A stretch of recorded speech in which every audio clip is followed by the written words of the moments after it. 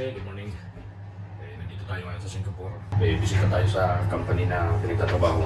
Kaya ikot muna sa labas. Maya-maya pa naman yun. Yun, sarado pa yung restaurant Kaya maya-maya pa tayo makapagkape nito.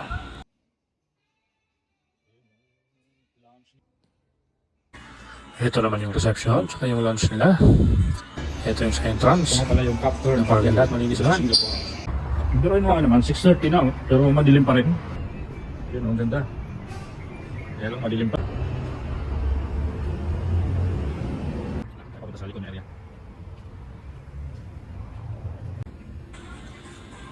Ito namang katabi ay Forama Hotel. Nasa left side siya nung tinutuluyan ko. Puro hotel yung nandito halos. Ito, nandun naman yung Holiday Inn. Puro condo yun, tsaka mga hotel. Karamihan din ako naka-check-in. Yan. Ganda, no?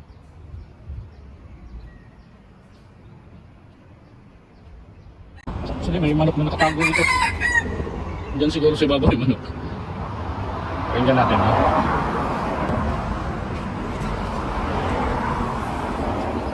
May nagtak. Diyan, oh, nandyan. Tatago yung manok. Baka merong magandang istorya doon. Pero okay na mga pre, kahit pa paano ay nakapag-lakad-lakad tayo rito sa Singapore. Ayun mga pre, jogging ako ng konti para medyo pawisan ng konti.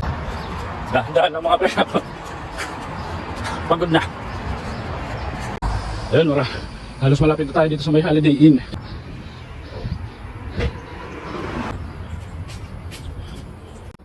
Ito yung mga gitna ng kalsada. Dito walang nang mamalimos Ayun. Bababa na tayo. Medyo pinagpawisan ng konti.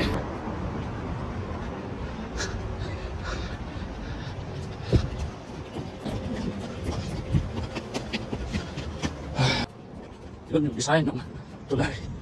Ganda. Actually may maliit na park dito sa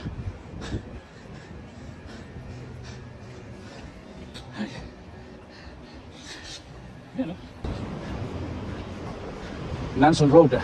Nandito. Maganda, malinis yung lugar talaga. Papasok tayo sa isang lagusan ng malalim. Balik tayo rito sa ito siya. Napakaganda ng garden, no? Ang daming nagja-jogging, ito nakabad na nga.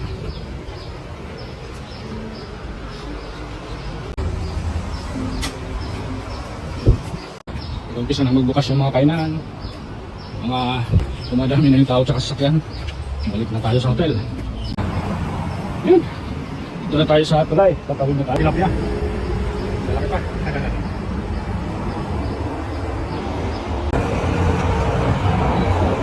Ito na ulit tayo sa hotel. Anak ko, malamig